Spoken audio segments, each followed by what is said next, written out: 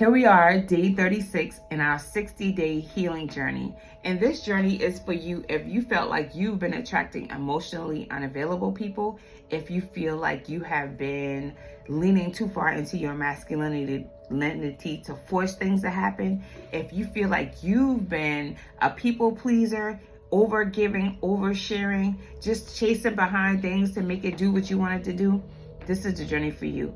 We are on day 36. And this week we have been practicing being more secure in our attachment style.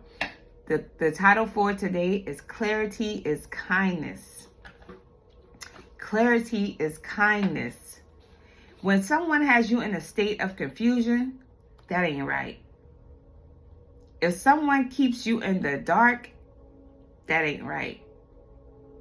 If you have to ask 1,001 questions to figure out what's happening, that ain't right. You can feel it inside your chest that it ain't right. Your stomach might feel upset.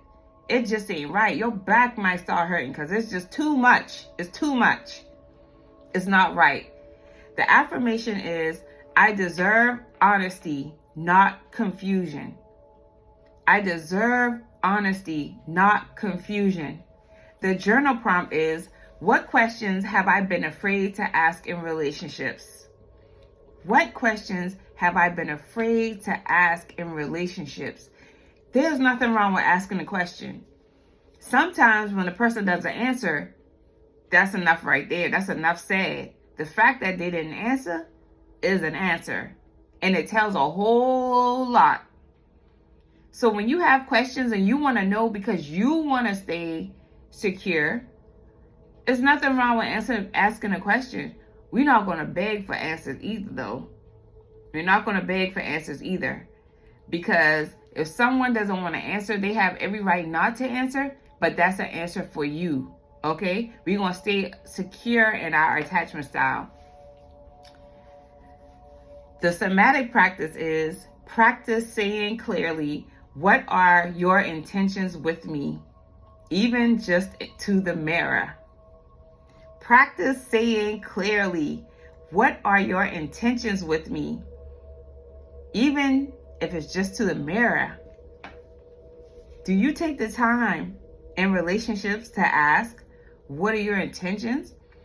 Do you know when you start a business, you have to have a vision? You should have a vision in mind, a vision statement of what your business is going to be like, what it's going to look like.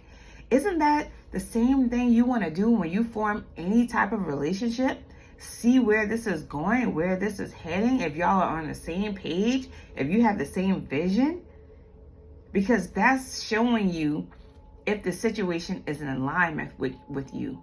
Not necessarily all the time what they say, but how they respond, the actions that they take when they respond.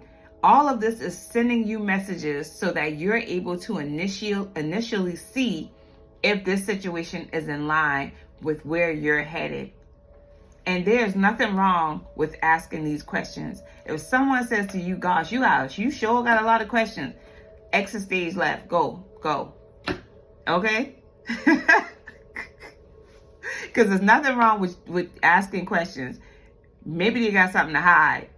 And I'm not saying this is 100% the case, but I'm just saying, if you're in a situation of attracting certain types of people, then maybe this could be falling in line with the same patterns from the past. The tiny boundary is ask for clarity or closure without guilt. Ask for clarity or closure without guilt. It sometimes brings upon guilt when you ask questions, because it's like you already know that person doesn't want to ask the question. So you have to push yourself. They don't want to answer the question. So you have to push yourself to ask the question. And it causes some level of false guilt within. And some people retreat and say, no, I'm not going to ask that question because I don't want them to feel uncomfortable. People pleaser. Okay? People pleaser. You know you need the answer to the question. Stop being afraid, because if you're engaging in a situation where you already have this guilt and this fear and you can't just be authentic and true to yourself, That says a lot. So that is our assignment for today. I will see you tomorrow. Peace and love. Mwah.